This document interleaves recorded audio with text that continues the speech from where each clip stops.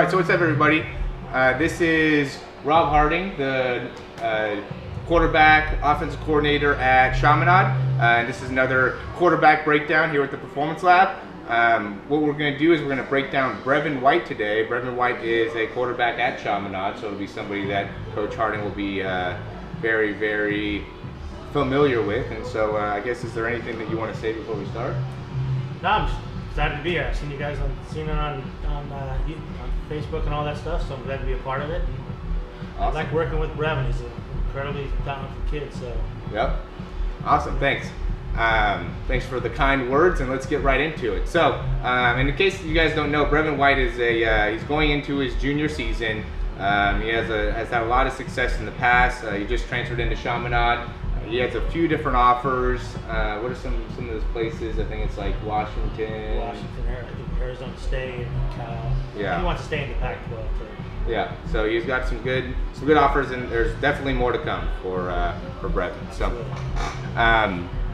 we're going to start here from the front view, and I mean, just like any quarterback, there's some things that you need to work on. I think that the big focus for the conversation here is going to be on some of the things that he does really, really well, and then some of the things to work on.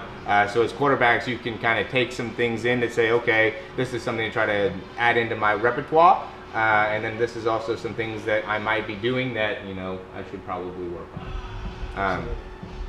So first, and we'll go through the beginning part of the throw, and I'll let you take the beginning part here, Coach. Give us some of the things that you've been working on with him.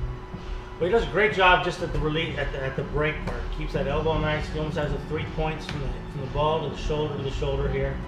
We'd like to have his left elbow up a little bit higher on that if we can, but he's in really good position right there. The nose of the ball is aiming at the target. Head's quiet, head's up top. He's in good position right there. Like to cut down his stride just a little bit. He's kind of got a little wider base than we like to do, but he's got a good strong fundamental base. Okay. We'll go back to the front one. He does a really good job of getting that elbow firing out here. Even though the ball's moving a little bit more, he's not dropping that elbow. It's in position here. But and even though his head's in a nice quiet position, we always try to tell the kids, keep that head quiet and on that plane. You see Manning talks about keeping that chin on that target.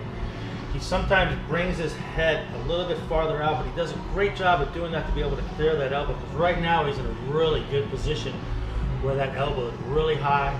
The ball's in a pretty good position right there on top. You can see the nose of the ball about ready to be right at that target when he gets the ball on top.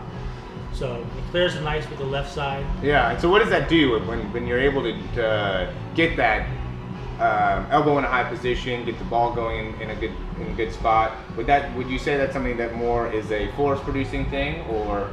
It's a force producing thing because you don't want to throw with the shoulder necessarily, more of the arm, but accuracy. Because most of the big time with the kids, when they get their elbow low, they're behind the ball, and that's when they start pushing it. If you can get your elbow up to a nice high position with that ball, you want your wrist to be nice and straight instead of in this position. Because most of the kids, when they open up that left side, they've already lost the ball behind them, and that's why they end up pushing. So I can see a kid after throwing with them a couple times, and I'll ask them, when you miss, do you miss low left or up right? And they'll say mostly up right, because they're behind a lot of times because they're opening up that left side. So at Chaminade, we try to keep our left side, we learned it from Eric Kramer, keeping retracted as long as possible, keeping that left side, so I'm able to now uncoil that hips and come over the top instead of, once you've opened up, you kind of lose a lot of power and you got to generate it with the arm. We want to generate it from the feet up. Yep, and that's a big thing too that we talk about, and that Tom House talks about, is keeping that hip disassociation. And so by keeping those shoulders closed and getting those hips going, that basically is another way of teaching the same idea of being able to generate a lot of force out of the hips. And what ends up happening is you end up creating a lot of stretch between the hips and the shoulders, and you can see, you know, all these muscles are attached to each other. So I'm talking left hip into the right shoulder, and so all those are very, very stretched, ready to cork. And so while we talked and we think that, you know, Brevin uses a good amount of shoulder, and that's what produces a lot of his throwing force, you can see here that he also uses a large amount of his obliques and front part of his body as a force producer as well, because they're very stretched and it's ready to contract and contract with a lot of force. Wrist is in a good position right there, straight. Ball is at his target. His left elbow is clear, nice and easy. That's a good position right there. A little leaning forward to the left, but it's a really good position. A nice finish. All the way through. We'll get a different angle here. And some of the big things too that that I like to look at with Brevin is, one, you know, I always talk about trying to get a good supination as you're coming up, and what I mean by that is that's bringing that hand all the way through, and that's something that he does really well. So as soon as he comes back, the balls doesn't spend very much time before it's already starting to go forward, and that makes it so he already has the point of the tip facing forward before he even gets to his head, which there's a lot of guys that, you know, at this position they would still have the ball pointed kind of straight out. And their elbow, even with their shoulder. That's why he does a great job of getting on top. Yeah. So if you go back a little bit and you look at that point, just as you're saying about that moving that wrist or moving that elbow and the wrist here, I like to see a little quicker of, from this position, firing that elbow, getting the elbow moving a little, not so much ball and movement, but because he's able to do a good job. Like in that position right there, most kids will throw and finish here because they're not going to be able to get their elbow up over their shoulder from that position. He does an amazing job of doing that. And I think that would be one great thing to take as a quarterback, is that, you know, this type of you know, arm tracking is a very, very effective arm tracking, and obviously there's a lot of things that go along with this in terms of muscle activation and stuff like that, but how he takes the arm back and comes forward in a very, very efficient way. I mean, there's obviously small things that he can get better at, but overall there's a lot of, it's only tweaking things, but it's, there's a lot of really good things that are going on there.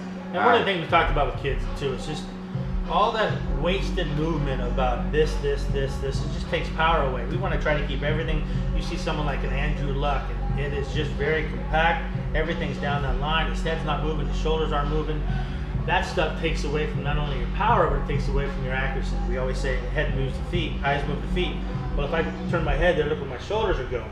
We want to try to keep everything on that plane. Even though he moves a little bit at the beginning, he does an amazing job of getting back up top, like we said. Yep. One thing that stands out to me is how he kind of bends over the side. We talked a little bit about it, but some of the muscular actions that are happening in order for that to occur is he ends up shortening his entire left kind of lateral line. All the muscles from the ankle all the way up to the head are all connected in a way that makes it so, you know, if you're stretching out to the side, you're really stretching out everything, not just parts in your trunk. It's all the way down again into like your ankles. And so what he does as he's transitioning forward is he starts to bend on that left side, and everything starts to contract from again, his ankles down all the way and up into his face and jaw. And so that's one thing that I work on him with, is getting that jaw to loosen up and not be as tight, because that's something that's going to end up to incur a lot of tightness because of how much it is a force producer. And if you lose stability at your jaw, then that's a bad thing. But also if you end up overcompensating in an area of your jaw, that will end up to cause pain and, you know, make it so you won't have as much stability right to left. And so that's one thing that we try to focus on, and we've had some success with it because now he's been able to get a little bit more stability. You called it right off the bat when you said, do you chew on your right side? Yeah. I said, I didn't notice that, but I chew on my right side. I have kids sometimes chew gum while they're throwing, so they're just loosening, because as soon as they're tight in here, their shoulders are tight. We want to have that flexibility and rotation to come through and not anything hampering it. As soon as you go into this position and you get tight, everything else becomes tight. We want to be as loose as possible. Yep, he ends up getting in a really good position. I mean, we already talked about his throw. Ends up getting in there. Yeah, he does a good job of ending up there. Most kids can't end up there once they start in that position. Yep. And so, you know, we talk about you want to have the hips going forward, you want to have the shoulders and ball all basically right in line with each other, and he ends up, again, getting there, but how he gets there is unconventional. He has that big lean to the side rather than making it so he gets that good hip generation or glute generation, which is, you know, something that is really important. But really, you know, all quarterbacks, if you can slow down your throw enough to see what it looks like when the ball crosses your head, if everything's nice and aligned, that will give you a very good indication of how well you are transferring your weight. And if there's something that is behind, and oftentimes at the hip, that's telling you you're not generating enough out of the hips. And you don't have the balance to do it. Yeah, exactly.